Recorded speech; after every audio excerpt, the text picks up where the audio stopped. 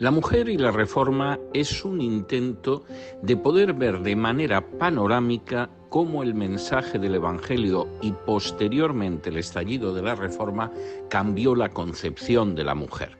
Sin ningún género de dudas, un mensaje que afirmaba, como dice Pablo en Gálatas, que en Cristo no hay ni hombre ni mujer, ni esclavo ni libre, ni judío ni gentil, implicaba entregar a la mujer una dignidad de la que se había visto desposeída durante milenios.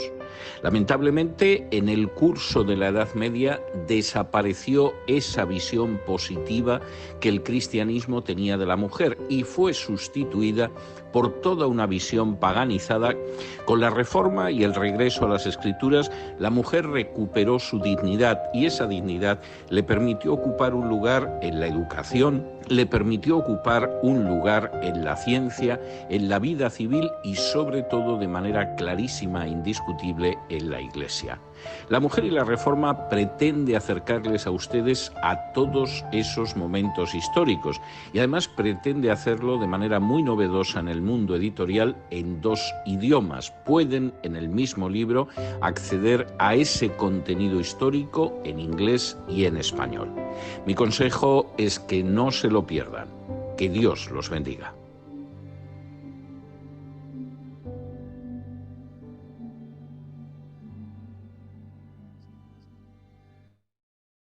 Hola, muy buenas tardes a todos los que en esta hora están con nosotros, se están uniendo, se han unido desde ya a la presentación del libro La Mujer de y la Reforma por el doctor César Vidal.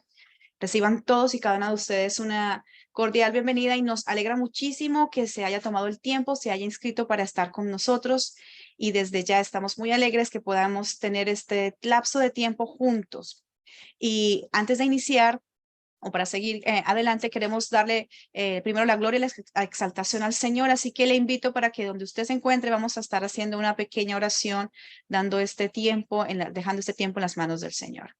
Señor, te damos gracias por este día, Señor. Gracias porque nos permites una vez más recibir de lo que tú nos das, recibir tu palabra, recibir con el entendimiento, Señor, que le has dado al doctor Vidal. Y te pedimos que seas tú hablando a nuestros corazones, a nuestra mente, que traigas libertad, Señor, y todo lo que sucede en este lugar te da honra y gloria a ti.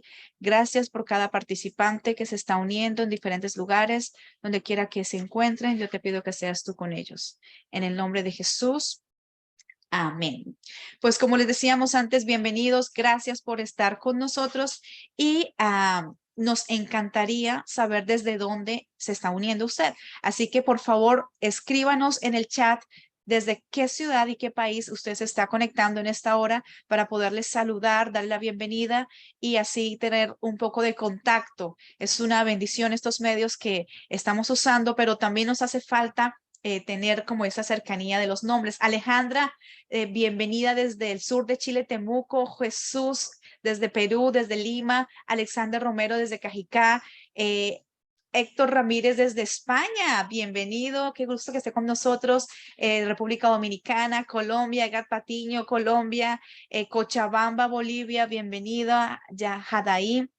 Claudia Espitia desde Medellín, bienvenidos de la Ciudad de México, Saúl Montes, Noemí Granados, Medellín, Perú, Argentina, Patricia, bienvenida. Cada uno de ustedes, muchas gracias por estar con nosotros en esta hora. Qué bueno que esté aquí. Y también quería dejarles saber que si usted en este momento, Samuel desde Uruguay, bienvenido.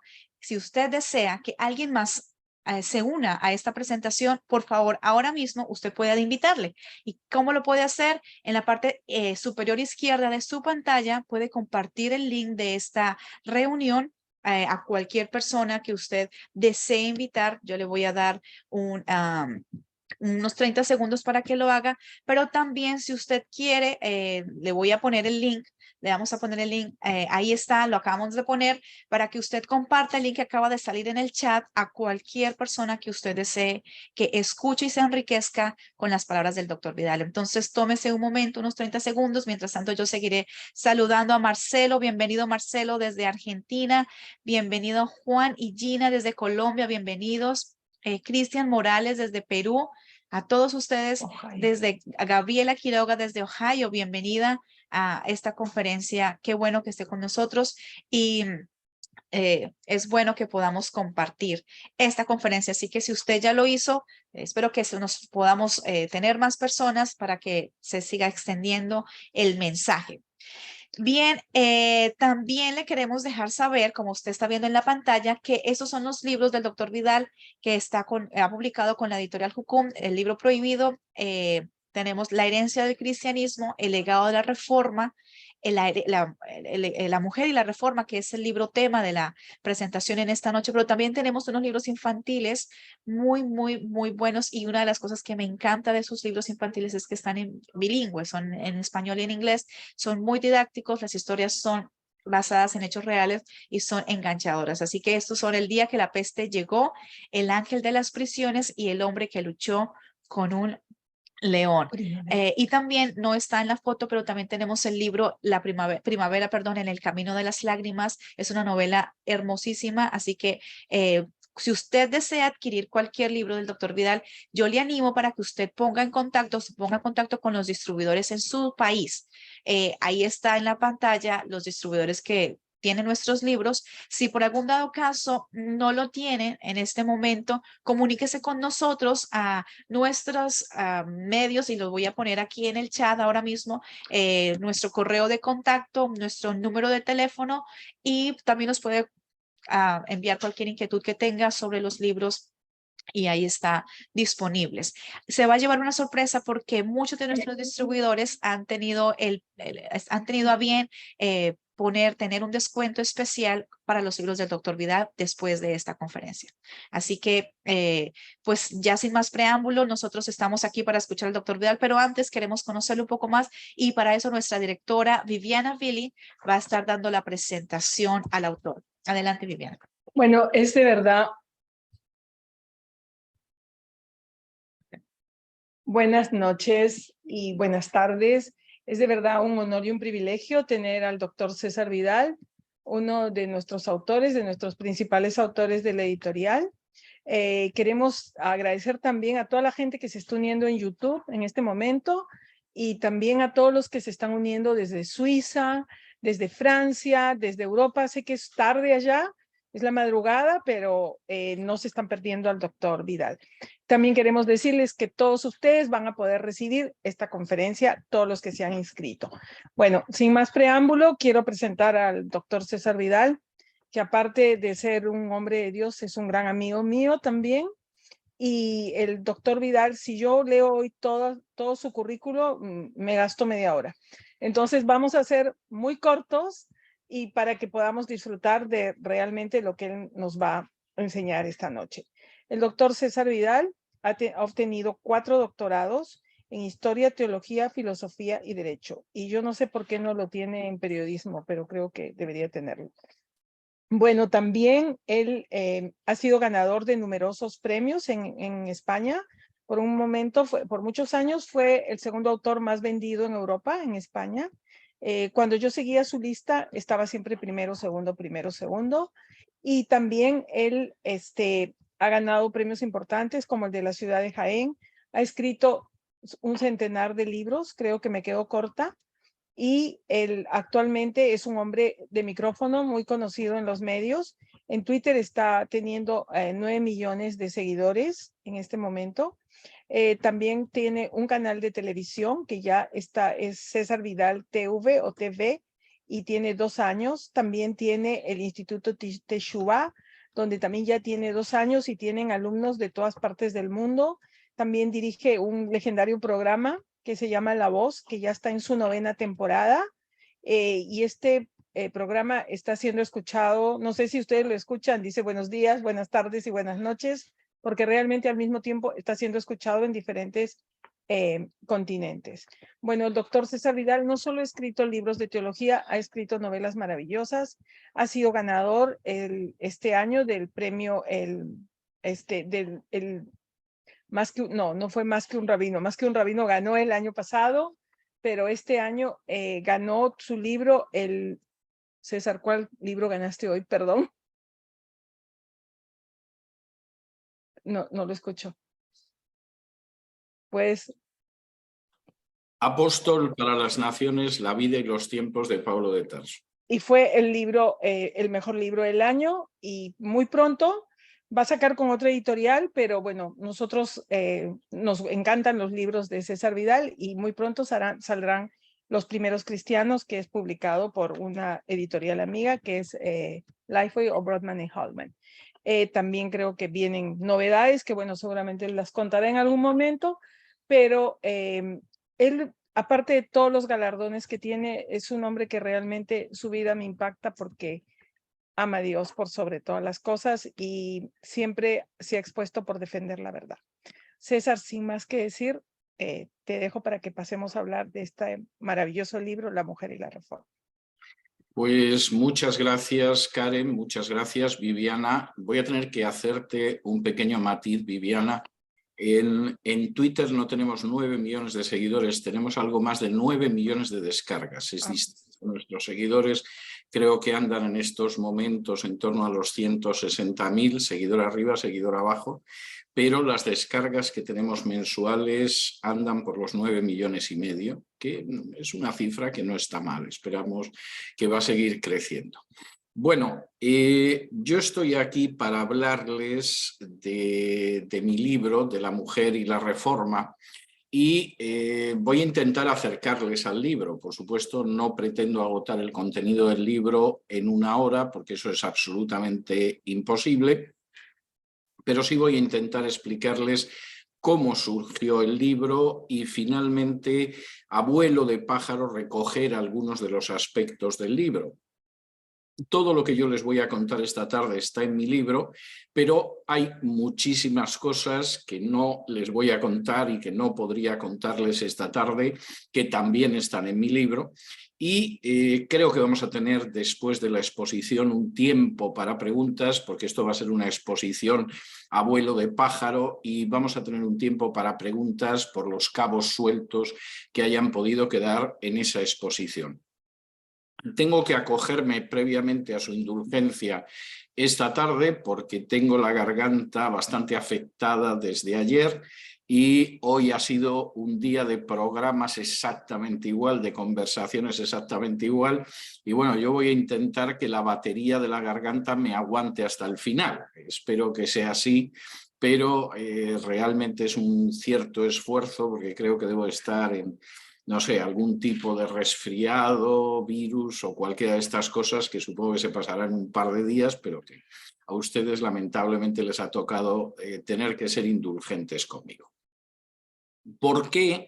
¿Por qué La Mujer y la Reforma? Vamos a ver, la idea de este libro surgió directamente de otro de mis libros que publicó Jucum, del cual también fue editora Viviana, que es el libro del legado de la Reforma. El legado de la Reforma es un libro que se publicó a finales del año 16 para coincidir con ese 5º centenario de la Reforma en el año 2017. Era un libro que venía escribiéndose desde tiempo atrás, que incluso había tenido en otros libros míos pues algún tipo de antecedentes, simplemente como un capítulo, pero que parecía obligado poder escribirlo en ese entonces. El legado de la Reforma es un libro que tuvo bastante acogida, posiblemente porque llenaba un hueco en español. Yo casi me atrevería a decir que no solo en español, pero se publicó en español y efectivamente permitía ver lo que había sido el aporte de la Reforma más allá de cuestiones de carácter histórico y teológico, aunque también aparecen en el legado de la Reforma. Y, por supuesto, dedicaba una serie de capítulos a temas que solamente quedaban esbozados. La relación de la Reforma con la educación, con la revolución científica, con la política, con el arte, con la mujer, pues apenas quedaban trazados para que la gente tuviera una idea de lo que había sido, pero cada uno de esos capítulos hubiera podido dar lugar a un libro, a una monografía sobre ese tema. Por supuesto, no estaba en mi intención, ni mucho menos, escribir luego una serie de monografías sobre el legado de la Reforma en este área o en esta otra, pero en el caso de la mujer sí me parecía importante hacerlo. Y sí me parecía importante hacerlo porque la Reforma, como en muchas otras cuestiones realmente fue relevante porque recuperó el mensaje que había en las Escrituras. Y lamentablemente en estos momentos existe una enorme desorientación sobre lo que las Escrituras dicen acerca de la mujer. En un extremo, por citar los dos extremos, pues en un extremo tienen ustedes a gente que no se ha enterado ni de que hubo una reforma y que parece que tampoco leen la Biblia muy a menudo, y que pretenden seguir manteniendo a la mujer en una especie de existencia de mudez total y absoluta, y eso sería un extremo. Y en el otro extremo, pues tienen ustedes a locas que han decidido que son profetisas y tienen de profetisas lo que yo tengo de lama budista, por ejemplo. Y claro, lógicamente, entre un extremo y el otro, y luego además con la amenaza de la ideología de género, pues este seguramente es un tema mucho más actual y mucho más necesario a la hora de abordarlo de lo que puede ser, pues por ejemplo, el impacto de la reforma en la economía moderna, que es muy importante y que hay que conocerlo, pero seguramente es algo que no nos toca tan de cerca. El libro pretendía además llenar un vacío, llenar un hueco, porque no existe ningún tipo de libro en este sentido. ¿Por qué se publica en español y en inglés? Yo lo escribí obviamente en español, es la lengua en la que yo suelo escribir con habitualidad. ¿Por qué se publica al mismo tiempo en inglés y por qué se publica en español y en inglés en el mismo volumen? Bueno, hay una razón fundamental, aparte de alcanzar a los lectores que pueda haber en inglés, que no, lógicamente son los que lo van a leer en inglés. Aquí había un aspecto que a mí me parecía muy importante.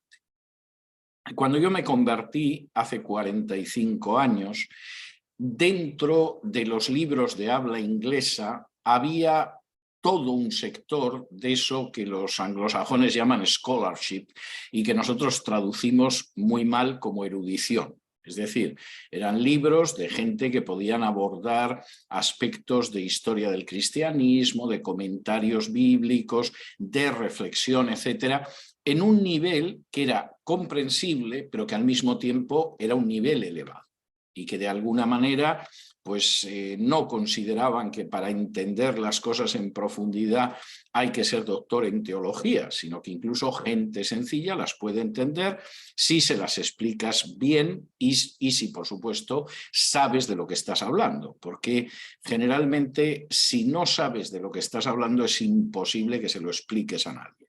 Yo no puedo dedicarme a explicar el cálculo infinitesimal a nadie porque no conozco el cálculo infinitesimal. Puedo intentar hacer el ridículo e incluso engañar a algunos diciendo que les explico el cálculo infinitesimal, pero es mentira.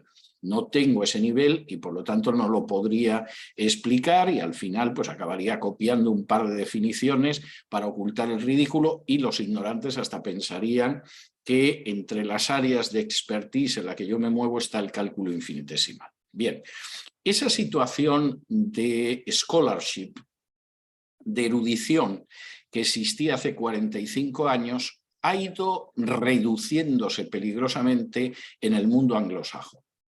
En el mundo español no puedo decir que se ha reducido porque no ha existido nunca. En el mundo español hay algunas personas aisladas que determinados temas los han abordado con profundidad, pero no puedes decir que hay una comunidad de gente que haya nutrido eso. Te encuentras un argentino por ahí, te encuentras un español por allá, no hay mucho más, no existe esa comunidad. Pero en el mundo anglosajón existía. Mayoritariamente era británica y luego había americanos muy dignos. Esa comunidad prácticamente se ha extinguido en el último cuarto de siglo. Y sobre todo se ha extinguido porque se han ido muriendo los eruditos, los scholars, y han ido quedando gente que sabe algo, pero que no llegan a ese nivel en la mayoría de los casos. Hay excepciones. Una de las razones por las que yo no me suelo pronunciar cuando me preguntan por teólogos americanos, etcétera, que se supone que tienen un nivel mayor que la gente que vive al sur del Río Grande, es porque yo que me crié en aquella época de hace casi medio siglo, pues sé que realmente es gente que aunque yo coincida teológicamente con ellos, sin embargo su nivel académico es muy bajo. Y entonces me resulta muy incómodo cuando alguien me pregunta qué pienso de este, del de más allá, etcétera, etcétera, pues tener que decirle, pues mire usted, cuando yo me convertí hubiera podido aspirar a llevarle la cartera a Bruce cuando iba a dar clase a la Universidad de Manchester, pero en estos momentos son solo la demostración de que en el país de los tuertos, pues de los ciegos, el tuerto es el rey. Y en ese sentido, el libro pretendía escribirse en inglés porque efectivamente ahí hay una laguna muy grande de scholarship dentro del mundo anglosajón que habrá que remendar en algún momento, porque además, como buena parte de lo que se piensa al sur del Río Grande viene de arriba, pues si arriba está en ese nivel, imagínense ustedes el nivel que van a estar abajo. Bien, no me voy a extender más, pero esa fue la razón de que yo insistiera en que este libro se pudiera escribir, se pudiera publicar en español y en inglés,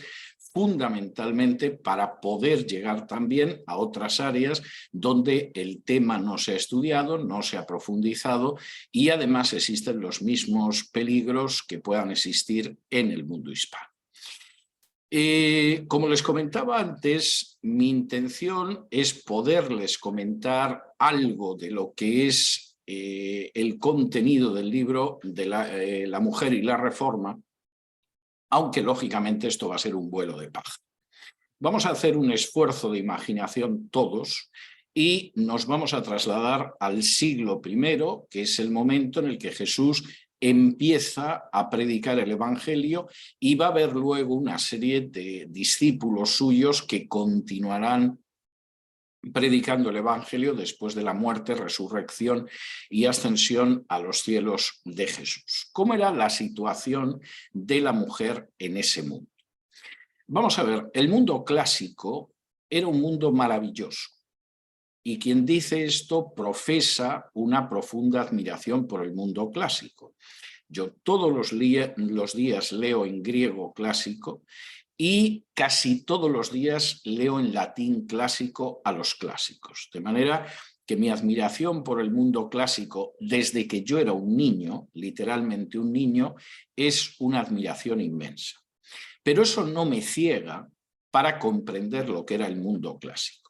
En ese mundo clásico era maravilloso a condición de que fueras varón, libre y sano.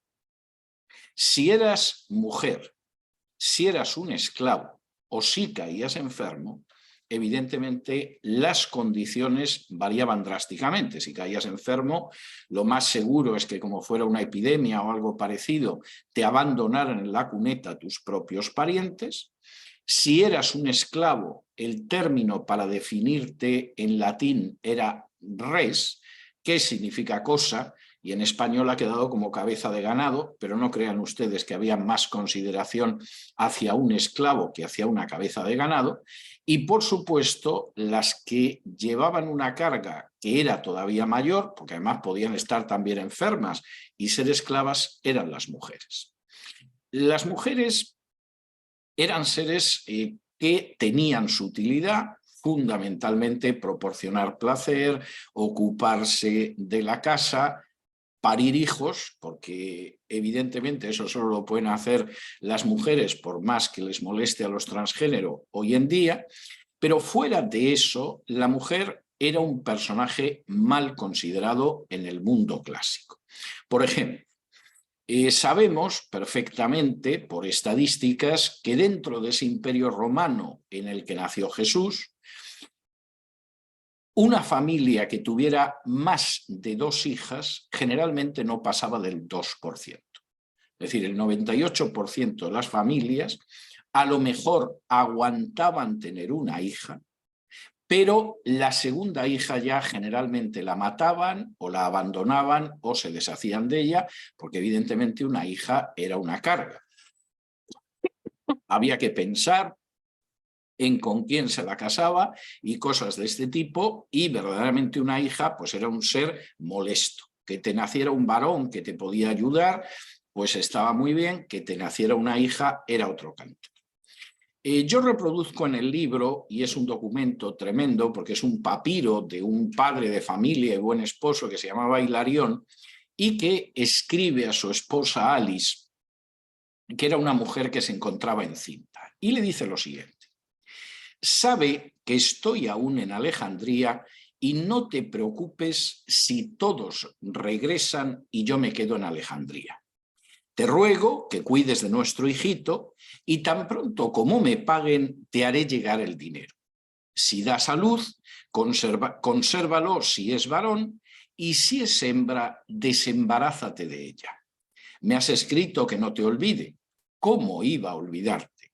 Te suplico que no te preocupes. Y aquí Hilarión, que escribe a su esposa, aparece como un buen esposo y un padre de familia. Si ves que tardo, no te preocupes, que yo te quiero con toda mi alma. Que necesitas dinero, tú no te preocupes, que no vas a pasar hambre, corazón mío. Por cierto, estás ya muy avanzada en el embarazo. Si nace un niño, lo conservas, y si es una niña, deshazte de ella. Y a continuación dice: y sigo pensando en ti, te quiero, etc. De manera que uno podía ser un buen padre de familia, un magnífico esposo, y al mismo tiempo decir: si nace una niña, la dejas por ahí tirada, porque no nos vamos a quedar con una niña. Esta es una realidad. Las excavaciones que, por ejemplo, se han realizado en el mundo del Imperio Romano nos muestran las alcantarillas llenas de cadáveres de bebés. Pero claro, como le guste o no le guste a los transgénero, el que nace niño es niño toda su vida y su ADN y sus cromosomas dicen que es niño, y la que nace niña es niña toda su vida y sus cromosomas y su ADN lo delatan, lo que sabemos es que más del 90% de los bebés que se arrojaban a las alcantarillas eran niñas. De manera que ser mujer era una profesión de riesgo a la que se sumaban los peligros del parto, los matrimonios. Cuando la niña acababa de dejar de ser niña, podía tener 10, 11 años y tener su primera regla. Bueno, teóricamente era una mujer, pero evidentemente era una niña y a esa niña se la casaba y la mortalidad era muy elevada. Y este era el mundo en el que nació Jesús. Alguno dirá: bueno, pero dentro del mundo judío la situación era mejor. Sí, pero no tanto. Porque los judíos todos los días recitaban una oración en la que daban gracias a Dios por no ser ni gentiles, ni mujeres, ni asnos. Lo cual indica que, en fin, sí, las mujeres eran algo mejor tratadas que en el mundo clásico, se les pedía su opinión a la hora de que contrajeran matrimonio, etc., pero la situación de las mujeres tampoco era nada envidiable. ¿Qué significa el hecho de que Jesús empiece a predicar la buena nueva, que no solamente es el mensaje de salvación, sino el mensaje del reino y la vida dentro del reino que ha llegado? Bueno, pues de entrada significaba que Jesús trataba a las mujeres con una cercanía y una familiaridad que llamaba la atención de sus propios discípulos. Cualquiera que va a Juan 4 se encuentra que Jesús se pone a hablar con una samaritana, de pronto vienen los discípulos y dicen: maestro, ¿qué hace hablando con una mujer? Entre otras cosas, y esto es algo que los rabinos judíos siguen a día de hoy respetando, porque esa mujer, por ejemplo, puede tener la menstruación. Y si toca al rabino, lo convierte en impuro. Y aquí el maestro no se entera, o sea, está hablando con esta del pozo y el cántaro y todo lo demás, pero ¿qué tipo de maestro es este? No solamente eso, además Jesús en distintas ocasiones habló en público con mujeres. A veces, para remate, eran mujeres que ni siquiera eran judías, como la pobre sirofenicia, que tenía un problema de enfermedad en casa y que acudió a Jesús. A veces la viuda a la que se le había muerto un hijo. A veces una mujer que tenía flujo de sangre, de nuevo causa de impureza, que tocó la borla del manto de Jesús. Y Jesús hablaba con esta gente. No hay ningún rabino que se precie, que se dedique a hablar con mujeres y más con alguna de estas mujeres. No quiero ya contar si encima eran mujeres de vida poco recomendable. que un fariseo dijera, pero bueno, este si fuera profeta sabría quién le está en estos momentos derramando perfume. Eso encaja totalmente con el judaísmo de la época. Quien rompe con los patrones del judaísmo no es el fariseo. Quien rompe con esos patrones es Jesús y resulta escandaloso. Para terminar de arreglar, encima, entre el grupo de seguidores y discípulos de Jesús iban mujeres. Porque que fuera acompañado por 12 sujetos de más o menos fornida apariencia, pues hasta podría estar bien, sobre todo si se provocaban situaciones violentas o tensas. Pero ¿por qué tenían que ir mujeres siguiendo a Jesús? Que además, por ejemplo, Lucas, que suele atender mucho a los que están situados en la periferia, sean enfermos, sean endemoniados, sean mujeres, sean gentiles, Lucas hasta te da el nombre de algunas de las que iban con Jesús. Pero ¿esto qué tipo de grupo es? O sea, ¿esto qué tipo de reunión malsana la que llevaba Jesús? No sorprende que Jesús, que además convierte a algunas mujeres en protagonistas de las parábolas, que ya es el colmo del desafío, no sorprende que cuando finalmente prenden a Jesús y lo ejecutan y lo crucifican en la peor pena del derecho romano, las únicas que andan por allí son mujeres. Y tampoco sorprende que sí, José de Arimatea se ocupó de que le dieran el cadáver y colocarlo en el sepulcro, pero las únicas que piensan en que hay que volver y ungir y llevar y embalsamar el cadáver del maestro, etcétera, sean todas mujeres. Es que realmente la experiencia de todas ellas debió de ser que Jesús era la única persona que las había tratado como seres humanos plenos. Y en este sentido, el cristianismo resulta muy escandaloso. Bueno, uno diría, bueno, pero esto era Jesús, que ya saben ustedes, era, como me dijo a mí, una persona que me arregló el aire acondicionado en Florida. Bueno, es que Jesús era un revolucionario como el Che Guevara, lo cual quiere decir que no tenía ni idea de lo que había enseñado Jesús y que tampoco sabía mucho sobre el Che Guevara. Pero esta es una opinión que se oye a menudo, ¿no? Bueno, eso era Jesús, ¿no? Pero luego Pablo, pues por ejemplo, Pablo era un personaje que era misógino, que le molestaban las mujeres, etcétera, etcétera. Bueno, esto es algo absolutamente falso. No me voy a detener aquí en Pablo, ya hablo en el libro, ya hablo en mi biografía de Pablo sobre el tema, pero cualquiera que vaya simplemente al capítulo 16 de la carta a los romanos y vea la gente a la que saluda Pablo porque forma parte de los equipos que tiene, por ejemplo en Roma, a pesar de que él no ha estado nunca en Roma, hay gente de sus equipos que ha terminado en Roma. Simplemente leyendo el capítulo 16 de la carta a los romanos, uno ve que cerca del 50% de las personas que menciona Pablo son mujeres. Ni Biden, que es un viejo senil enloquecido impulsando la agenda globalista, tiene la mitad de su gabinete formado por mujeres. El misógino y machista Pablo, sí. Intenten ustedes explicarse por qué es esto.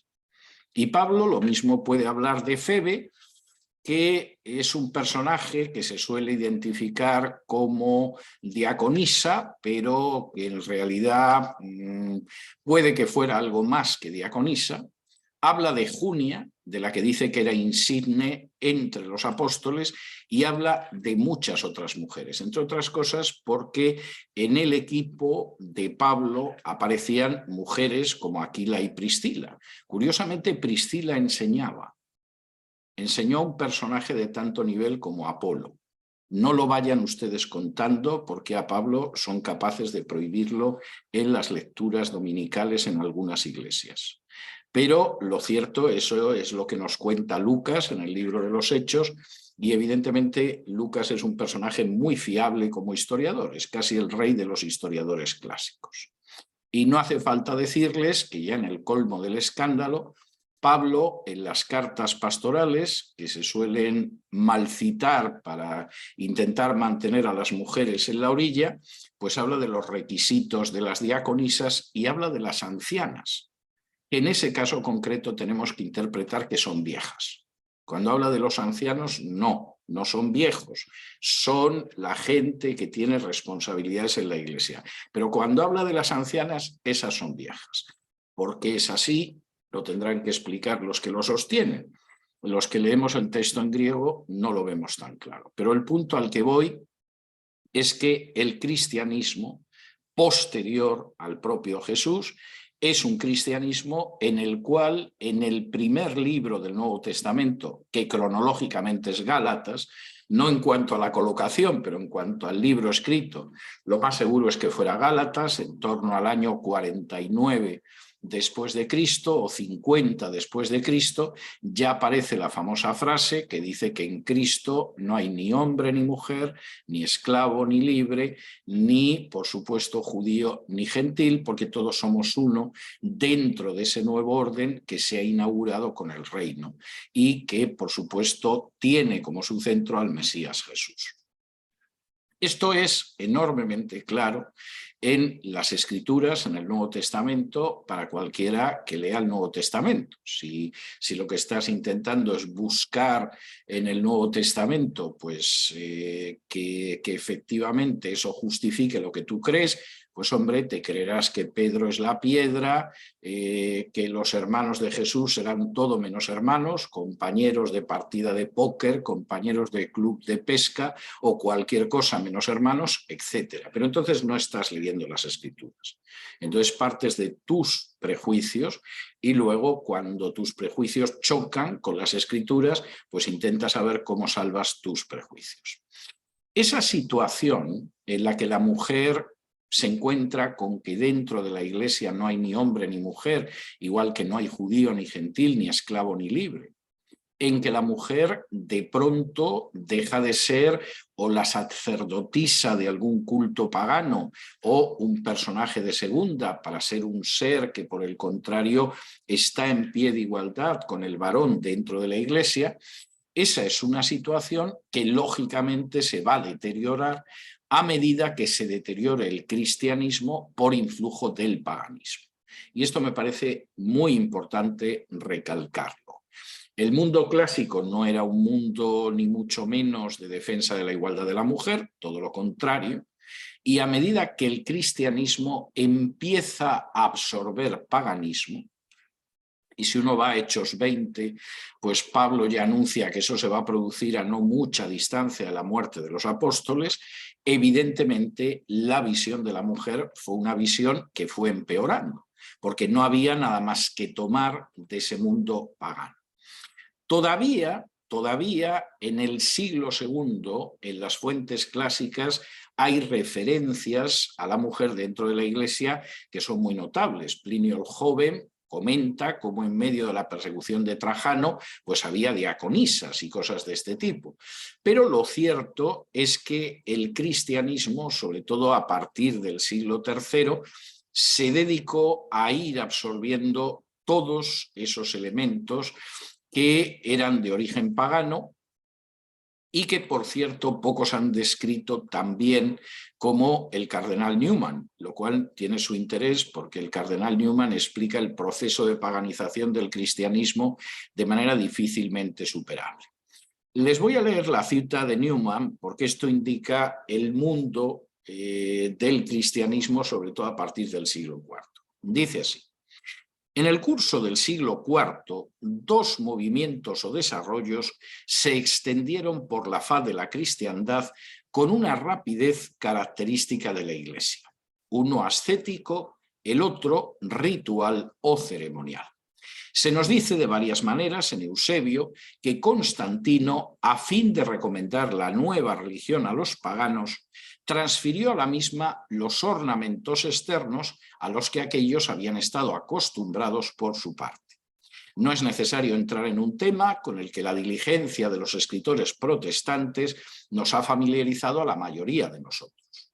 El uso de templos, especialmente los dedicados a casos concretos y adornados en ocasiones con ramas de árboles, el incienso, las lámparas y velas, las ofrendas votivas al curarse de una enfermedad, el agua bendita, los asilos, los días y épocas sagrados, el uso de calendarios, las procesiones, las bendiciones de los campos, las vestiduras sacerdotales, la tonsura, el volverse hacia Oriente, las imágenes en una fecha posterior, quizá el canto eclesiástico y el Kyrie eleison son todos de origen pagano y santificados por su adopción en la Iglesia. Newman deja muy claro que en el siglo IV Constantino decide que el cristianismo le va a servir de cimiento del imperio, pero claro, lógicamente quiere que haya paganos que entren también en el cristianismo. Y el cristianismo, en vez de enfrentarse con eso, tiene unos obispos que se vuelven locos de contento porque Constantino les hace donaciones, les construye iglesias, los invita a comer y el paganismo entra de manera masiva. Newman dice, no hay problema, porque ese paganismo que entró dentro de la Iglesia, en realidad la Iglesia lo santificó.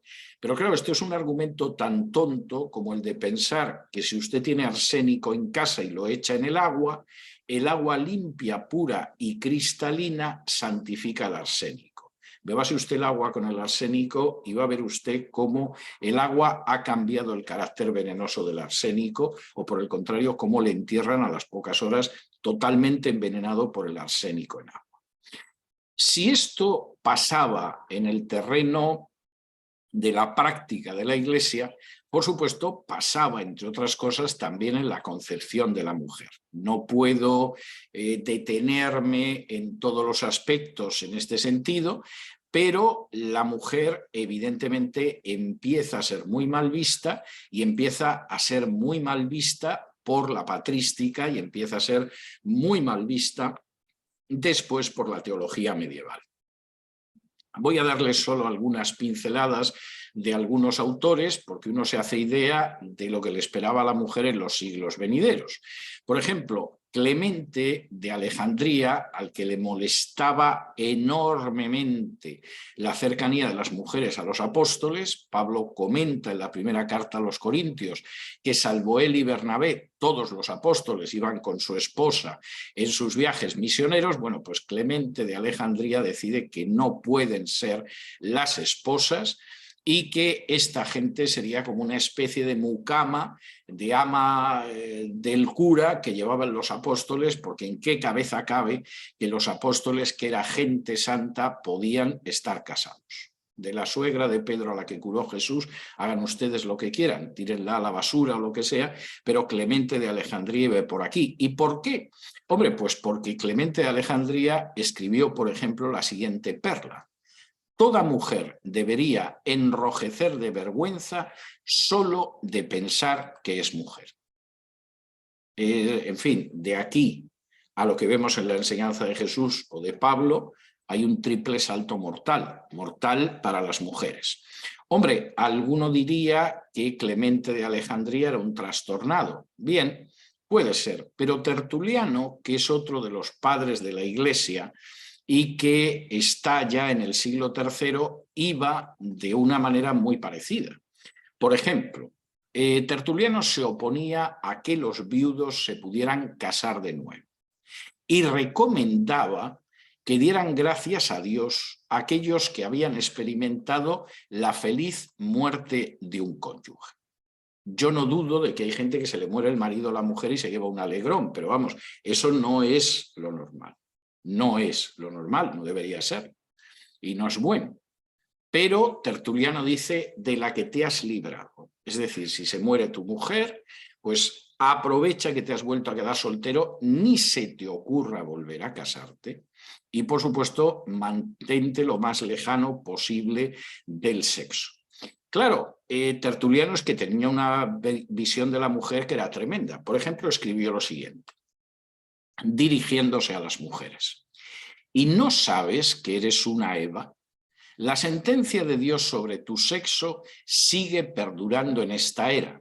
Necesariamente la culpa tiene que persistir también. Tú eres la puerta del demonio. Eres la que rompió el sello de aquel árbol prohibido. Eres la primera que abandonó la ley divina. Eres la que convenció a aquel a quien el diablo no tuvo el valor suficiente de atacar. De esa manera tan fácil destruiste la imagen de Dios que es el hombre y a causa de tu deserción tuvo que morir incluso el Hijo de Dios. Podría haber terminado diciendo, y el que no se lo quiera creer, que reviente. Pero ya definir a la mujer como la puerta del diablo, hay que reconocer que implica un grado de exquisitez espiritual difícil de superar. Difícil, pero no imposible, como espero mostrar en los próximos 5 minutos, porque partiendo de la base de que la mujer es el diablo, pues claro, a partir de aquí se llegaba a todo. Por ejemplo, Jerónimo, que es uno de los impulsores de la peculiar teoría de que María fue siempre virgen. Antes no se le había ocurrido a nadie, más que nada porque el hecho de que tuviera hijos y que fueran incrédulos es el cumplimiento de una profecía contenida en los Salmos, pero Jerónimo se lanzó por ese terreno y llegó a decir incluso lo siguiente en relación con el matrimonio. El hombre prudente debe amar a su esposa con fría determinación, no con cálido deseo. Nada más inmundo que amar a tu esposa como si fuera tu amante. De manera, ¿cómo se puede amar a una esposa con fría determinación? Es algo que a mí se me escapa. Obviamente no soy San Jerónimo, pero desde luego esto está a años luz de lo que encontramos en la Biblia. Claro que faltaba por llegar San Agustín o Agustín de Hipona, que había tenido una juventud bastante relajada en términos sexuales, bastante canalla, porque en un momento determinado la pobre chica que vivió con él durante años y le dio un hijo, etcétera, era de clase inferior, y entonces cómo se iba a casar con ella y la dejó por ahí tirada. El santo era de cuidado, es decir, uno mira la vida anterior a su conversión y posterior, y en algunos terrenos no da la sensación de que precisamente mejorara, pero Agustín, que venía de una secta gnóstica que eran los maniqueos, tenía unas ideas tremendas. Por ejemplo, fíjense lo que decía en su tratado de Trinitate. Nada rebaja tanto la mente del varón de su altura como el acariciar mujeres y esos contactos corporales que pertenecen al estado del matrimonio. Es decir, ¿tú quieres rebajarte espiritualmente? Pues mantén relaciones sexuales en el matrimonio. No está hablando de la prostitución, la fornicación, el adulterio. No, el matrimonio. Eso rebaja a los hombres lo que no está en los escritos, según San Agustín, por supuesto. O, por ejemplo, esta otra afirmación. Es de Eva, de la tentadora, de quien debemos tener cuidado en toda mujer. No logro ver qué utilidad puede tener la mujer para el hombre si se excluye la función de concebir hijos. O sea que ya lo saben. Si Agustín hubiera conocido los niños probeta o algo así, pues seguramente nos hubiéramos librado de esa puerta del diablo que es la mujer. Esto nos lo podemos tomar a broma, pero esta es la enseñanza oficial de la Iglesia Católica a lo largo de la Edad Media. Por supuesto, esa enseñanza es una enseñanza que todavía empeoraron más otros teólogos. Tengo que detenerme realmente en muy pocas cuestiones, en algunas pinceladas, por amor al tiempo. Pero, por ejemplo, San Agustín estaba convencido de que de no haberse producido la caída de Adán y Eva, hubiéramos tenido hijos de una forma distinta a cómo los tenemos. Y llega Tomás de Aquino. Tomás de Aquino, que es el teólogo oficial de la Iglesia Católica desde la Edad Media, que en realidad nunca pasó de ser un plagiario de poco talento de filósofos paganos, como por ejemplo el musulmán Ibn Rushd, y personaje cuya suma teológica está llena de auténticas atrocidades, aunque todavía siga habiendo católicos que la ensalzan como si fuera la cumbre del pensamiento humano. En la Suma Teológica aprendemos de Tomás de Aquino que la mujer es un ser endeble y defectuoso. No solo eso, la mujer constituye un defecto de la naturaleza, una especie de hombrecillo defectuoso y mutilado. Es decir, ya lo saben ustedes, la mujer, a fin de cuentas, no es nada más que un hombre mal hecho, mutilado. No cuesta mucho imaginar dónde al parecer a la mujer la mutilaron para que no sea un hombre y evidentemente pues es un ser de segunda clase.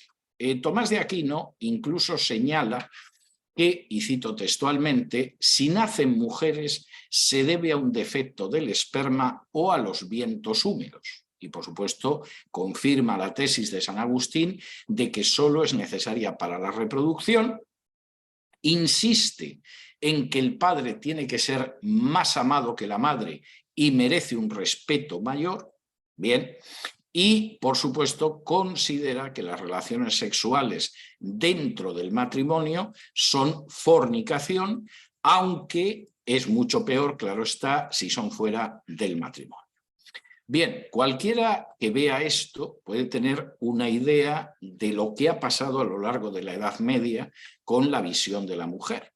Es decir, la mujer se ha convertido en un personaje diabólico, odioso, que además tiene consecuencias. Por ejemplo, el sexo es sucio en sí mismo y consecuencia del pecado, que le debemos sobre todo a Eva. La verdadera perfección espiritual solo puede alcanzarse sobre la base de una abstención total de las relaciones sexuales y, por supuesto, la mujer es un ser inferior incluso en términos físicos. No queda más remedio que unirse a ella para tener hijos, pero en fin, para tener hijos y punto. Esa es la visión que existía en la época anterior a la Reforma. Llega la Reforma, ¿y qué pasa entonces? De pronto llega la Reforma y los reformadores tienen la mala costumbre, la pésima ocurrencia de volver a la Biblia, de considerar que hay un principio de sola escritura, de sola Biblia, y que por lo tanto, tanto en cuestiones de fe, de dogma, si se quiere, como en cuestiones de práctica, la Biblia es la única regla. Encuentran en la Biblia los reformadores. Bueno, tengo que decirles que forzosamente tengo que ir de nuevo a vuelo de pájaro, pero permítanme que les dé algunas pinceladas. Porque al regresar a la Biblia, la Reforma recupera la versión escritural del sexo, del matrimonio, de la familia, del trabajo y, por supuesto, de la mujer. Lutero, por ejemplo, escribe algo tan disparatado como lo siguiente. Cuando un ama de casa cocina y limpia y realiza otras tareas domésticas, porque ese es el mandato de Dios, incluso ese pequeño trabajo tiene que ser alabado como un servicio a Dios que sobrepasa en mucho la santidad y el ascetismo de todos los monjes y monjas. ¿En qué estaba pensando Lutero para decir que el ama de casa, que era el último mono de la tribu de monos humanos, cuando se dedicaba a las tareas que nadie considera importantes, como son las tareas de la casa, estaba sirviendo a Dios mejor que los monjes y las monjas? Realmente Lutero era un personaje que uno puede entender que los papas quisieran quemarlo, porque sostenía esto y sostenía, por ejemplo, que no era cierto que el Espíritu Santo se complaciera con que los herejes ardieran en la hoguera. Bueno, cuando tienes esas ideas te conviertes en un ser peligroso, sobre todo en un lugar como era la Europa del siglo XVI. No solamente eso, es que aparte de que sucediera eso, bueno, Lutero se casó con Catalina de Bora, no dejó de escribir cosas maravillosas sobre Catalina de Bora toda su vida y desde luego no la consideraba un personaje secundario, sino una compañera de vida. No crean ustedes que era el único reformador, todo lo contrario, todo lo contrario. La idea de los reformadores es que efectivamente el negar la bondad del matrimonio, de las relaciones sexuales o de la mujer, era una doctrina de demonios. William Gouge, uno de los teólogos puritanos, escribió: es considerado doctrina de demonios prohibir el matrimonio, porque es una doctrina contraria a la palabra de Dios, lo cual es cierto. Si van ustedes a las pastorales de Pablo, Pablo dice que habrá una época de apostasía en que se enseñarán doctrinas de demonios como prohibir el matrimonio. Lo siguen prohibiendo, por cierto, todavía. En esa misma línea, Thomas Gattaker escribió lo siguiente: el lecho matrimonial, dice el apóstol, es de por sí libre de contaminación, pero el espíritu de Satanás, hablando a través de estos hombres, o más bien bestias, dice que el matrimonio es deshonroso. Podrán honrar a San Agustín, a Santo Tomás, etc. Pero en realidad esa gente no son hombres, son bestias. ¿Cómo pueden pretender que las relaciones íntimas entre cónyuges en el matrimonio son fornicación? Sí es clarísimo en la Biblia que eso es algo honroso y ordenado por Dios.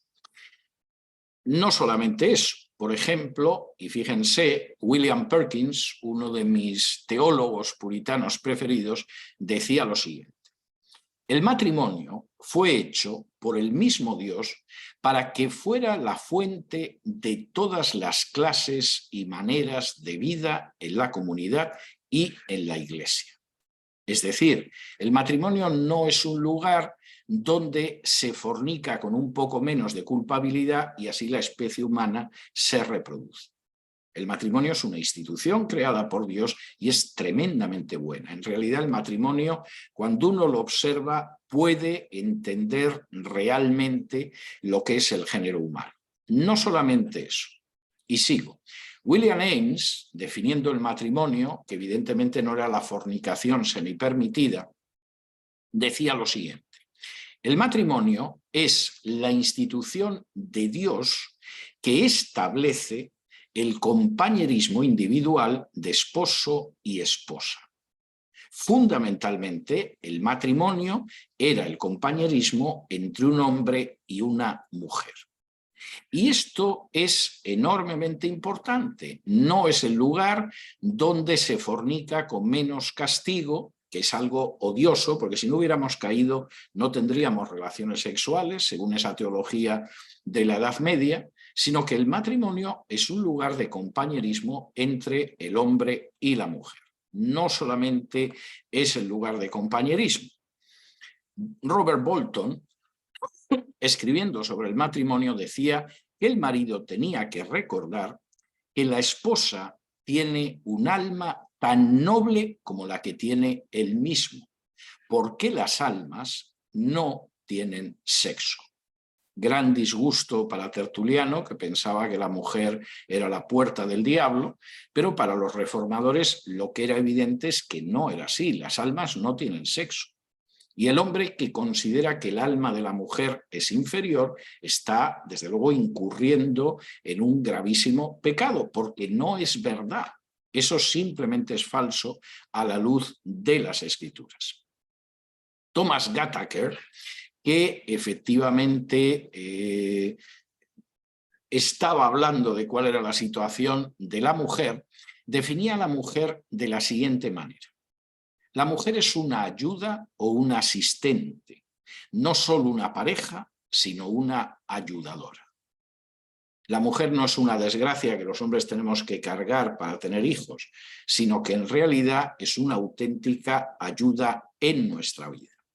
Y Samuel Torshall, otro de los puritanos, decía lo siguiente: las mujeres son capaces de los logros más elevados y la mayor gloria a la que pueda avanzar un hombre.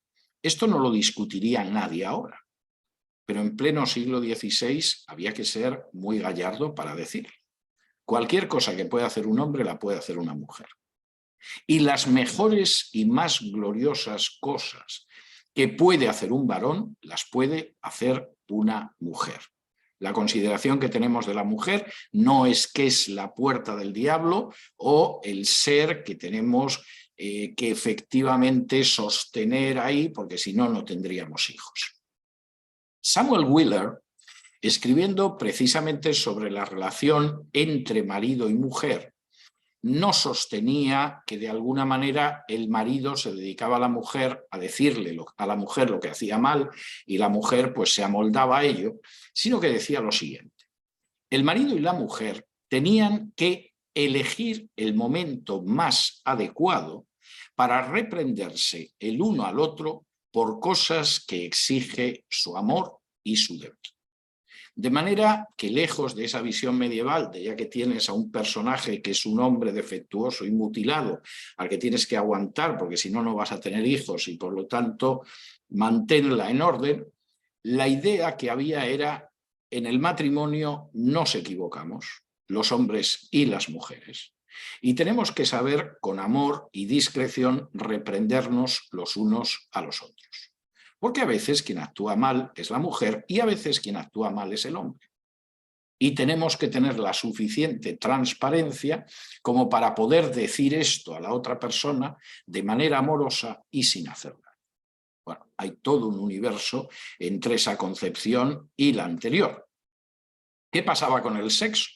Bueno, Lutero contrajo matrimonio, Calvino escribió en su comentario a la primera carta a los Corintios que el sexo conyugal es una cosa que es pura, honrosa y santa, porque es una institución pura de Dios, pero si entramos en los puritanos, verdaderamente lo de los puritanos no responde en absoluto a la idea que tiene la gente sobre los puritanos. Tú mencionas la palabra puritano y inmediatamente piensan en alguien mojigato, reprimido, con una idea terrible del sexo. Los puritanos, y es curioso que esto lo han reconocido algunos historiadores americanos, en realidad son los padres de la liberación sexual entendida como tal, como visión positiva del sexo, dentro del matrimonio, pero muy positiva.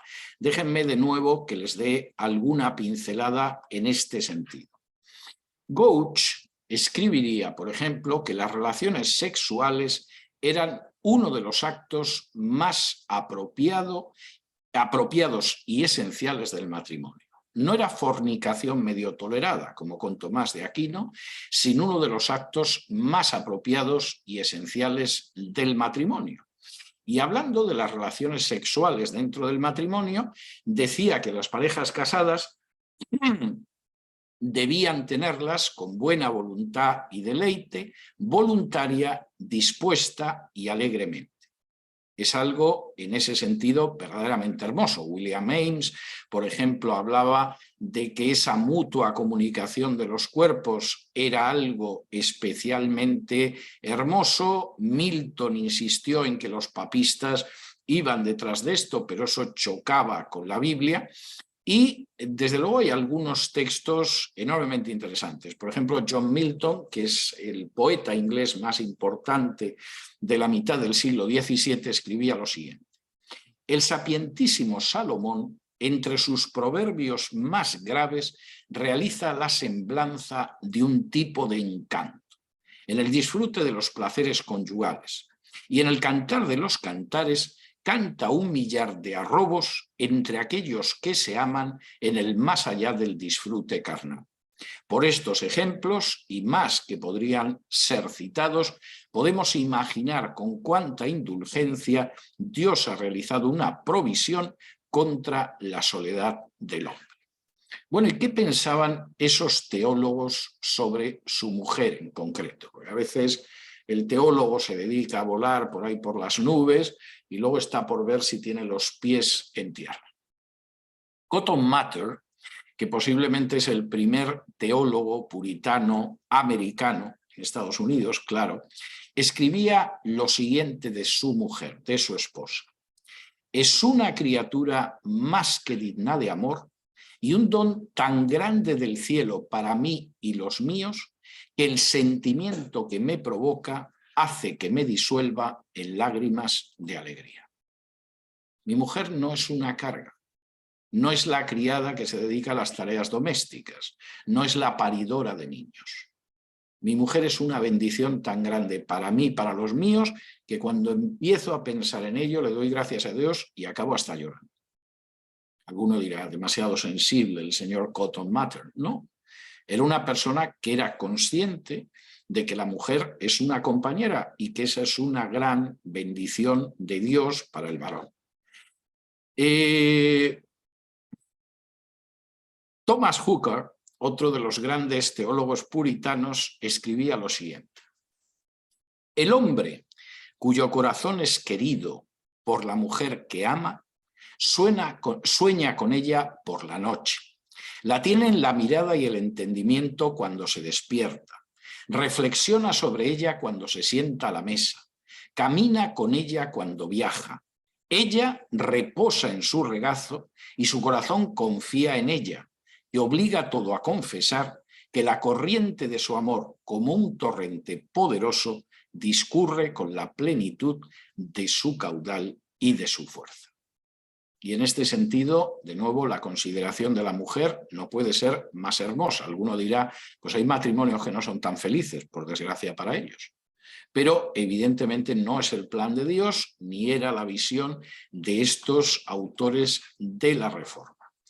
¿Y qué pasaba cuando algunos le recordaban que los grandes teólogos de la Edad Media, San Agustín, Santo Tomás, pensaban que la mujer como mucho era un mal necesario? La mujer de por sí era un mal. Lo que pasa es que, claro, era necesario, si no, ¿cómo se iba a multiplicar la especie?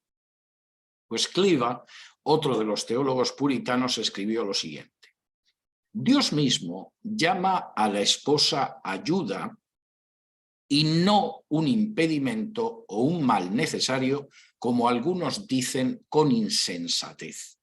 Esos dichos y otros semejantes que pretenden desacreditar a las mujeres los vomitan algunos de manera maliciosa e indiscreta en contra de la mente del Espíritu Santo, que dijo que fue ordenada como ayuda y no como obstáculo. Voy a terminar con una cita de John Cotton. Dice: las mujeres son criaturas sin las que no existe una vida agradable para el hombre. Constituyen una especie de blasfemos, por lo tanto, los que las desprecian y las denigran y las denominan mal necesario, porque son un bien necesario. La mujer es un bien necesario, es algo que deberían reconocer los hombres en términos generales, los que piensan, los que dicen esa pavada tan cruel de no se puede vivir ni con ellas ni sin ellas, no han comprendido en absoluto la enseñanza bíblica sobre la mujer, siguen creyendo que son un mal necesario cuando la realidad es que son un bien necesario, sin las que resulta enormemente difícil poder vivir dichoso en este mundo.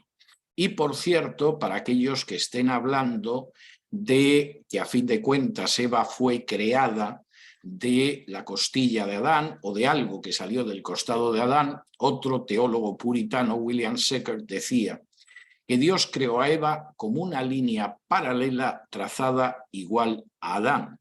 No fue formada de la cabeza para reclamar la superioridad, sino del costado para contentarse con la igualdad.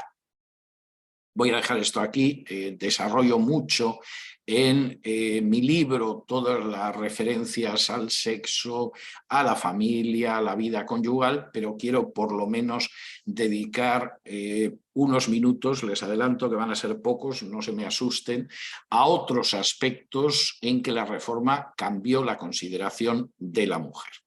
Por ejemplo, la cambió en la Iglesia. En la Iglesia, hasta ese momento, la mujer era un sujeto que estaba por ahí callado. La Reforma devolvió la copa de la Cena del Señor a los laicos, a todos, sin excluir a las mujeres. El canto eclesial, que ahora nos parece la cosa más normal del mundo, pero que en el siglo XVI estaba limitado a clérigos, se extendió a todo el pueblo y, por supuesto, no excluyó a las mujeres. Tanto hombres como mujeres pudieron seguir los cultos en su lengua nativa, en su lengua vernácula, y, por supuesto, también leer las escrituras en esa lengua vernácula, tanto hombres como mujeres. De hecho, no deja de ser bastante interesante que por primera vez en la historia, en muchos siglos desde luego, la mujer recibiera una educación. Es verdad que a veces la tasa de alfabetización de las mujeres estaba un poquito por debajo de la de los hombres. Por ejemplo, los que vinieron a inicios del siglo XVII en el Mayflower a Estados Unidos, los hombres estaban en un 80% de tasa de alfabetización, las mujeres en un 70%. Teniendo en cuenta que a inicios del siglo XIX, cuando Hispanoamérica se emancipó del yugo español, no llegaban a un 10% los que sabían leer y escribir, la diferencia era abismal, pero había denominaciones como los cuáqueros, donde el 100% estaban alfabetizados, hombres y mujeres. No me voy a detener en los cuáqueros, porque hablar de los cuáqueros y las mujeres sería motivo de toda una exposición por sí sola, pero por supuesto todas sabían leer y escribir.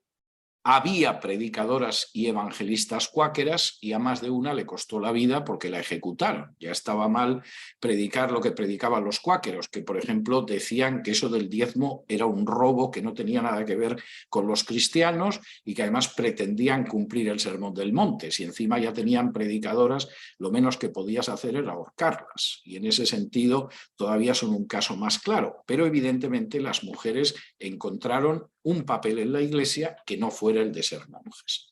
Y encontraron un papel en la sociedad, incluso en la erudición. De nuevo, podría estar horas hablando de esto, pero Margarita de Angulema, fiel protestante, fue el centro de un círculo de humanistas reformadores. Isabel de Albret fue quien introdujo la reforma en Bretaña. Carlota de Laval fue el apoyo del gran dirigente hugonote Gaspar de Coligny, asesinado por los católicos. Juana de Albret fue la difusora y la mecenas de la Reforma en la Navarra francesa, y podría seguir citando ejemplos en este sentido. Y por supuesto, eso significó que las mujeres de pronto entraron en áreas como la lucha contra la esclavitud, la creación de obras sociales para ayudar a los pobres, los desvalidos y las prostitutas, las que impulsaron las primeras sociedades para la promoción de la mujer y las que llegaron, por ejemplo, a dar los primeros pasos en la reforma penitenciaria. Cualquiera que lea mi álbum de niños del Ángel de las Prisiones se encuentra con una de esas mujeres, Elizabeth Fry, que reformó el sistema penitenciario en Gran Bretaña. La mujer, no voy a decir que volvía a la historia, en buena medida entraba en la historia como consecuencia de la reforma. Y por supuesto, los ejemplos son enormes, quizá podamos citar alguna cuestión más, pero hay gente, bueno, supongo que ahora con la música tan horrible que se canta en tantas iglesias esto es difícil de saber, pero buena parte de los grandes himnos clásicos fueron escritos también por mujeres. A veces, en algún caso, mujeres que llegaron a escribir más de 1500 himnos y era ciega la señora en cuestión, lo cual dice mucho. Y, por supuesto, hubo mujeres que escribieron obras piadosas extraordinarias, por supuesto, olvidadas porque estamos en otro tipo de cuestiones. Pero, por terminar la cuestión y resumir, si el cristianismo primitivo del siglo I, durante unas décadas, supuso que la mujer de pronto recuperaba la dignidad con la que fue creada después de milenios de historia humana, la reforma implicó que la mujer recuperaba la dignidad de la que le privó la Iglesia Católica, y lo que no solo era la Iglesia Católica, el paganismo, a lo largo de siglos de historia medieval. Y eso no solo tuvo que ver con el papel en la familia, en la sexualidad, en el matrimonio, sino también con su papel en la Iglesia y, por supuesto, con su papel en la educación, en la obra social y en tantísimas cuestiones de signo positivo. En buena medida, lo que hizo en un momento determinado la Reforma fue volver a recuperar ese espíritu que encontramos en Gálatas, donde se nos dice que en Cristo no hay ni judío ni griego o gentil, no hay esclavo ni libre, no hay ni hombre ni mujer. Por supuesto, los ejemplos, las historias, etcétera, son más abundantes en mi libro de La mujer y la reforma, pero creo que tenemos todavía en torno a un cuarto de hora, 20 minutos, por si hay alguna pregunta que quieran ustedes formular para poder atar algunos cabos. Muchas gracias. Gracias, César. Como siempre, una conferencia magistral. Realmente el libro de la Reforma no lo he develado completamente, lo tienen que leer. Es un libro excelente y sobre todo reivindica la dignidad de todas nosotras. Entonces ahora solo quiero agradecerte, y hay muchísimas preguntas y comentarios y nos gustaría pasar a las preguntas. Claro que sí. Entonces, gracias. He dejado de oírte, no sé qué ha pasado, pero no sé si has muteado tu micrófono. Ok, sí, ahora vamos a pasar con ahora las preguntas. Sí, gracias, doctor César Vidal, por su excelente ponencia. Yo sé que para muchos, bueno, no sé todos, yo creo que todos hemos quedado agradecidos por tan magna exposición y pues hay muchos comentarios, muchos venían excelente, amén, amén, de afirmación a lo que él decía y un tema muy, muy interesante, no solo en la época de la reforma, sino creo que es un tema profundamente actual. Y tenemos preguntas. Una de ellas, y creo que han habido varias, pero una de ellas decía, ¿por qué en muchas congregaciones se le prohíbe enseñar a la mujer o si una mujer se puede subir a un púlpito y enseñar? Entonces, podríamos primero empezar con esta, doctor César. Sí, yo creo que hay que mantener una visión coherente de la interpretación de la Biblia. Es decir, si alguien, creo que descontextuando el texto de Pablo, pero si alguien efectivamente cree que cuando Pablo dice no permito que la mujer enseñe, la mujer no puede enseñar en cualquier caso, es una interpretación, pero entonces la mujer no puede enseñar en la escuela dominical, no puede enseñar a los hijos varones y no puede enseñar nada de nada. Sí, efectivamente, eso es lo que cree que dice el texto. Si por el contrario se piensa que es un texto cuyo contexto es diferente, está hablando de una situación local, de avance del gnosticismo, etcétera, que es mi opinión personal, aunque no soy dogmático con ella, evidentemente, claro que la mujer puede enseñar, porque, por ejemplo, Priscila le enseñó a Apolos y evidentemente Apolos era un varón, salvo que ahora descubramos después de 20 siglos que no, que era un trans y que en realidad se llamaba Apolonia, pero se presentaba como Apolos y entonces lo podríamos entender. Entonces, vamos a ver, yo lo que creo es que hay que ser coherente a la hora de interpretar las escrituras. Si una persona efectivamente cree, y lo cree de corazón, y a lo mejor hasta tiene razón, que efectivamente Pablo prohíbe enseñar a las mujeres a los varones, entonces no debe de enseñar jamás. Cuando tenga que enseñarle algo a su hijo, tendrá que venir papá y decirle lo que tenga que decir, porque la mamá no tiene derecho. En la escuela dominical tendremos que quitar a las profesoras de escuela dominical o dejar que solo enseñen a las niñas, etcétera, etcétera, etcétera. Pero si no consideran eso, están siendo muy inconsecuentes con su interpretación de la palabra de Dios. Como yo no interpreto ese pasaje de esa manera, a mí ni me preocupa que las madres eduquen a los hijos varones, ni veo nada en contra de que sean maestras de escuela dominical, y si tienen un don de enseñanza, me parece muy bien que lo ejerzan para beneficio de toda la congregación, hombres y mujeres. Pero yo veo así el texto. Acepto que puedo estar equivocado. Pero entonces lo único que pido es que los que lo ven de otra manera sean coherentes. Porque si ellos creen que la mujer jamás puede enseñar a un varón y la dejan enseñar en la escuela dominical, están pisoteando su propia interpretación de la palabra. Excelente, muchísimas gracias por su respuesta, doctor César. Y tenemos más preguntas. Otra pregunta dice, ¿cómo formar e inspirar a una niña expuesta a pensamientos feministas en la sociedad actual? Pues forzosamente a la luz de la palabra de Dios. Es decir, es que bueno, en un periodo de tiempo muy breve hemos pasado de un extremo al otro. Yo no soy una persona joven, pero vamos, tampoco soy Matusalén, y recuerdo perfectamente dónde estábamos cuando yo me convertí hace 45 años. Y entonces la batalla era que dejaran respirar a las mujeres y las trataran con dignidad en algunas iglesias. La iglesia en la que yo me bauticé me invitó a marcharme porque yo pretendía que las mujeres pudieran orar en la congregación. Y como en 1 Corintios solo leían lo de que la mujer no hable, pero luego cuando decía que puede orar y profetizar, al parecer no estaba en sus Biblias, pues de manera bastante cortés y educada, eso lo tengo que reconocer, me invitaron a irme de la iglesia.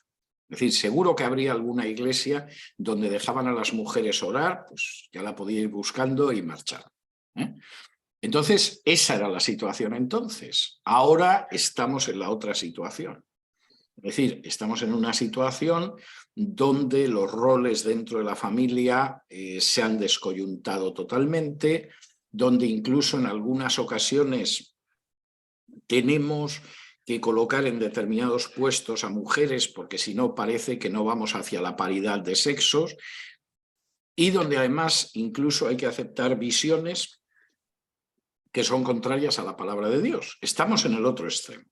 Como yo he conocido el anterior, sé que el anterior era malo y era totalmente distinto. Y ahora conozco este también. Y la única salida en un caso y en otro es aplicar lo que enseñan las Escrituras. Y no tiene ningún sentido ni entrar en la guerra de sexos, ni entrar en cuotas, ni cosas por el estilo.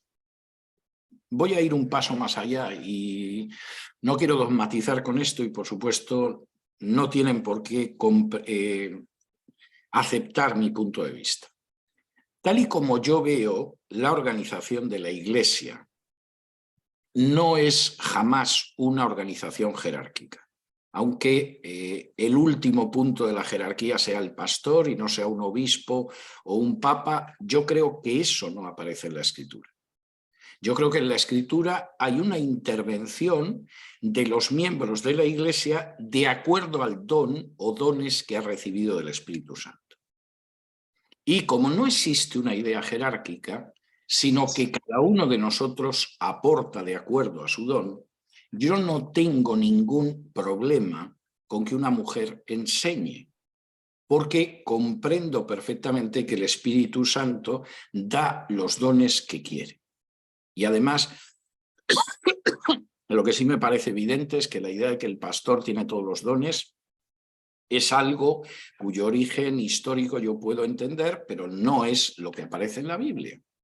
En la Biblia lo que hay es que cada uno de nosotros, con el don o dones que Dios nos ha dado, contribuimos al crecimiento del cuerpo de Cristo.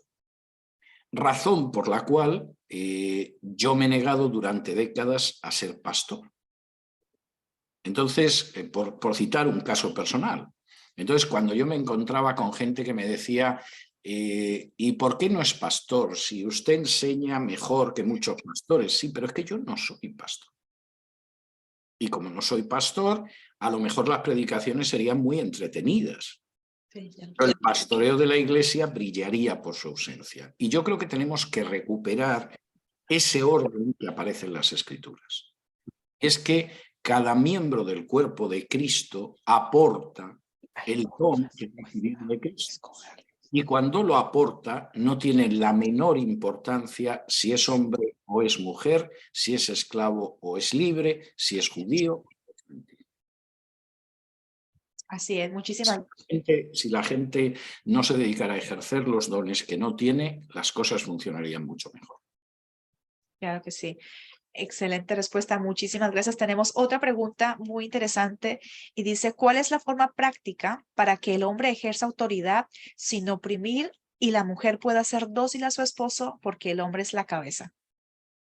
Yo creo que aparece descrita muy claramente por Pablo en Efesios, cuando Pablo dice que la autoridad del varón es como la de Cristo sobre su iglesia.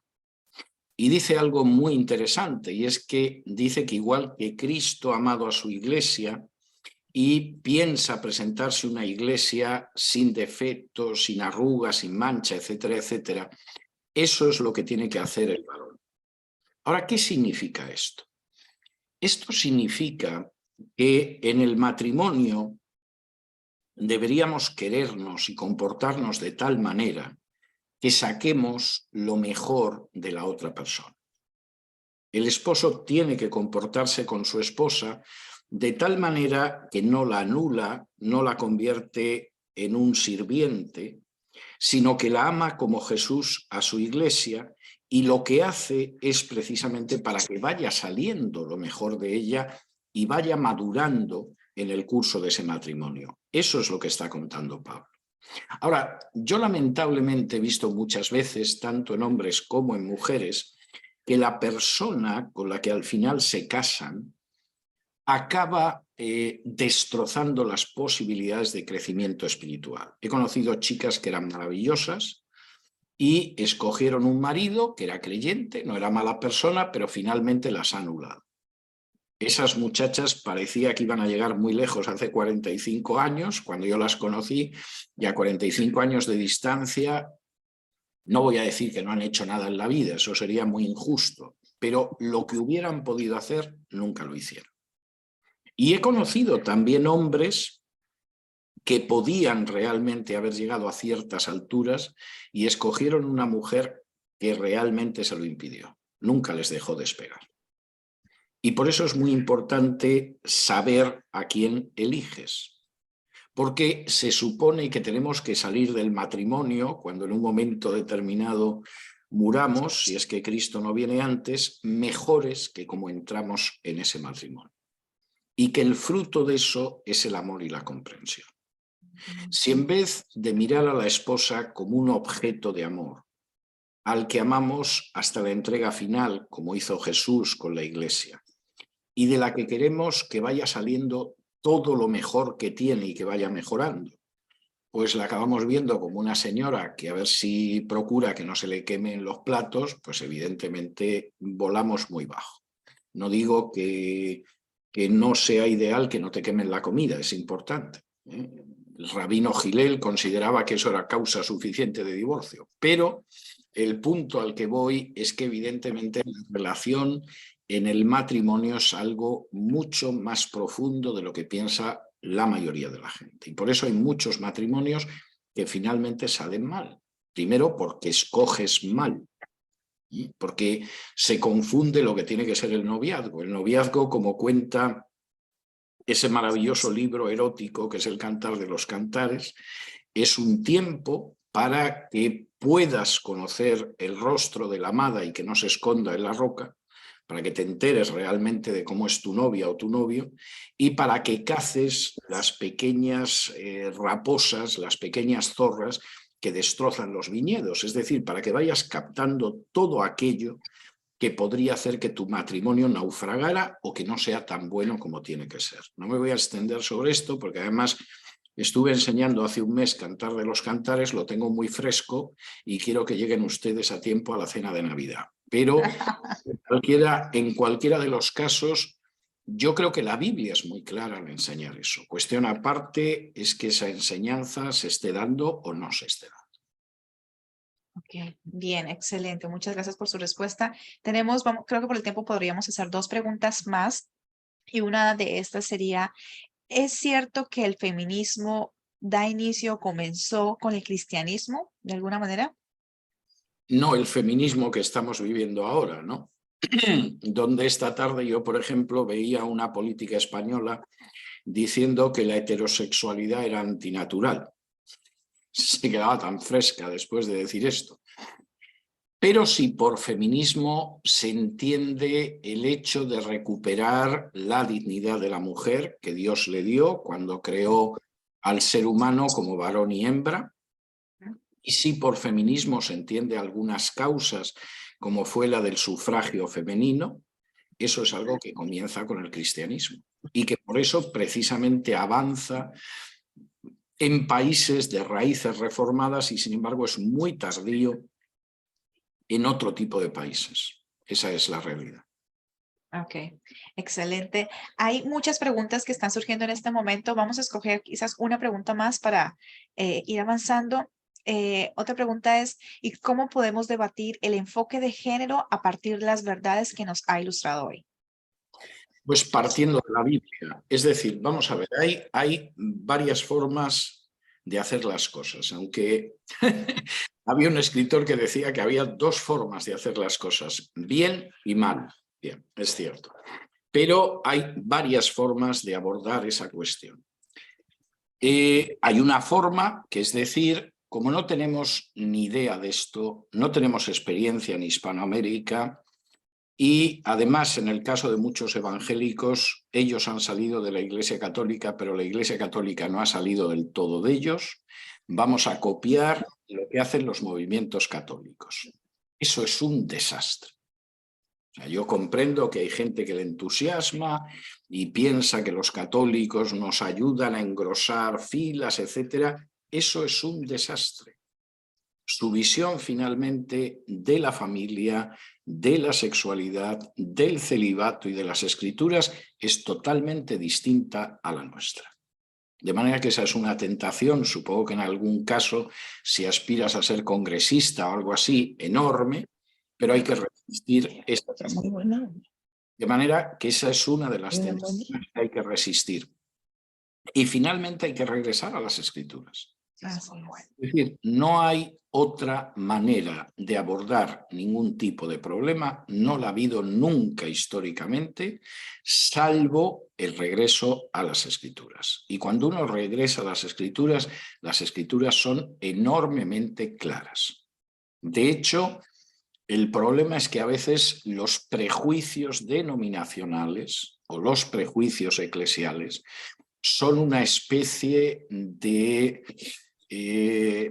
venda que nos colocamos delante de los ojos para ver lo que dicen las escrituras. Pero podemos volver a las escrituras y las escrituras son muy claras en todo lo que se refiere a la mujer, en todo lo que se refiere a la relación con el hombre, en todo lo que se refiere al destino común de un hombre y una mujer. Y además son enormemente armónicas y además ofrecen no la guerra perpetua, sino el hecho de la convicción de que la otra persona es el bien necesario. No es el mal necesario, sino que es el bien necesario para esta vida. Excelente. Con este último aporte que estaba haciendo el doctor Vidal, estaba también dando respuesta a una pregunta que se planteó, que no la leímos, pero decía la pregunta: ¿cree que con apoyo de la reforma podamos influenciar nuevamente a una sociedad que va rumbo a un precipicio? Y creo que la respuesta la ha dado el doctor Vidal ahora, decir, volviendo a las escrituras, claramente. Es la única manera. Hay muchas preguntas más, pero por amor al tiempo, como dice el doctor Vidal, y por las cosas que se van a realizar después, queremos pasar a un poco más. Queremos a todos ustedes recordarles que los libros de nuestro autor en esta noche están disponibles en las diferentes librerías locales, distribuidores de su país. Le vamos a poner ahora mismo la imagen para que usted pueda buscar en su país el distribuidor que más le convenga o más cercano pueda tener. Y también algo muy especial es que ellos han optado, han accedido a tener descuentos especiales en los libros del doctor Vidal en los próximos días. Entonces ahí está en Ecuador, Chile, México, Panamá, Argentina, Guatemala, México, España, en fin, en diferentes países usted puede buscar los libros del doctor Vidal, pero también están disponibles en Amazon. Entonces aquí en los Estados Unidos están también disponibles en Amazon, obviamente a través de nuestra página web. Así que aprovecho también para decirle, por favor, si usted quiere contactarse con nosotros, no dude hacerlo. Ahí están nuestras las formas en las que puede realizarlo: el correo electrónico, nuestra página web www.editorialjucum.info, nuestro número de contacto y algo muy importante: suscríbase a nuestro canal de YouTube, Editorial Jucum. Ahí estaremos poniendo diferente información, canales, y vamos a también estar intentando mantener más contacto a través de nuestras redes sociales. Es para nosotros un placer, como lo decíamos al principio, contar con la participación de ustedes. Estamos segurísimos de que fue no menos que una excelente bendición, una exposición muy profunda.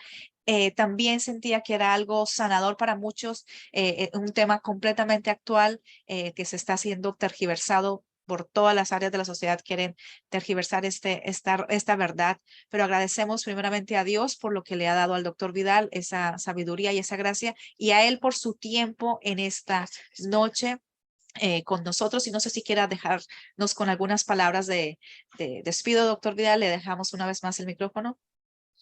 Bueno, yo creo que hay una conclusión a la que podríamos llegar esta noche, pero hubiéramos llegado con cualquier tipo de tema, y es que al final la única esperanza del pueblo de Dios discurre sobre la base de esas verdades bíblicas que se recogen como pilares de la Reforma. Nuestra única guía de fe y de conducta es la Escritura. Nuestro único Salvador, mediador y centro de nuestra vida espiritual es Cristo. Y además, todo lo que vamos a recibir de Dios y que debemos pedir a Dios es por pura gracia. Y si recordamos eso, que son verdades bíblicas muy claras, tenemos mucho camino por delante. Yo sé que hay gente que tiene una enorme prisa por desaparecer de este mundo y dejar el caos detrás y todo lo demás. Así hemos perdido décadas y décadas pensando en eso. Y lo que tenemos que hacer es, por el contrario, centrarnos en la Escritura, recordar que nuestra misión, como dice Hechos 1 del 5 en adelante, no es especular sobre el futuro, sino ser testigos de Cristo hasta los últimos confines de la tierra y confiar en que, como dice muy claramente Pablo en Romanos 8, podemos ser más que vencedores.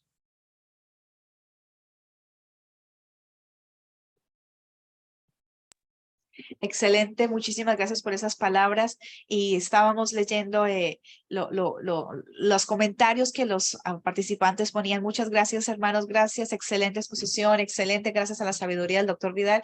Y pues también aprovechamos para dar las gracias a las personas, a todos ustedes. En especial quiero agradecer a Viviana Belli por estar siempre presente en primera línea para presentar temas de actualidad y excelentes libros. Y también agradecemos a Alexander Romero, que es el encargado de que toda la parte técnica de esto se haya llevado a cabo. Gracias, Alex, por tu esfuerzo y tu dedicación. Y nos encantaría que para ya terminar, cada uno de ustedes encienda su cámara. Nos encantaría verle solo por un instante su rostro, su cara, y es bien lindo, como lo decía al principio, que esto nos permite comunicarnos en diferentes lugares en la misma hora, pero qué bonito que podamos tener de alguna manera ese contacto visual, al menos por unos cortos instantes. Gracias a todos ustedes, puedo ver sus nombres, sus caras, y yo sé que ustedes fueron bendecidos con esta exposición. Todos nosotros hemos sido enriquecidos en esta noche. Y ya para despedirnos, vamos a pedir la dirección del Señor en el resto de la noche, y hasta una próxima oportunidad. Editorial Jucum seguirá trayendo, como siempre, autores excelentes y temas muy actuales y de mucha bendición. Vamos a orar. Señor, te damos gracias en esta hora por este tiempo. Gracias por las verdades que nos has recordado, que han sido reveladas en tu palabra. Y gracias, Señor, por el instrumento que has usado en esta noche para traerlas a nuestras vidas, Señor. Oramos para que seas tú con cada uno de los participantes donde ellos se encuentren, en sus hogares, en sus oficinas, en sus trabajos, Señor. Bendícelos y te ruego, Señor, que ellos sean luz donde quiera que ellos vayan y que podamos todos poner por obra estas verdades y volver a la Escritura, Señor. En el nombre de Jesús te damos gracias. Dejo por las palabras de despedida a nuestra directora Viviana Belli. Bueno, muchas gracias, César. De verdad ha sido un tiempo excepcional y una bendición. Creo que todos hemos visto el papel tan importante que Dios le dio a la mujer desde el día que la creó, y que somos dos sexos que nos complementamos y no competimos como es actualmente. Y de verdad, hasta una próxima oportunidad, y gracias por ser un autor nuestro. Que Dios te bendiga y que Dios bendiga a todos los que nos están viendo de diferentes partes del mundo. Gracias. Un abrazo muy fuerte y que Dios los bendiga. Amén. Amén. Adiós. Adiós. Bueno, lo tengo que decir así.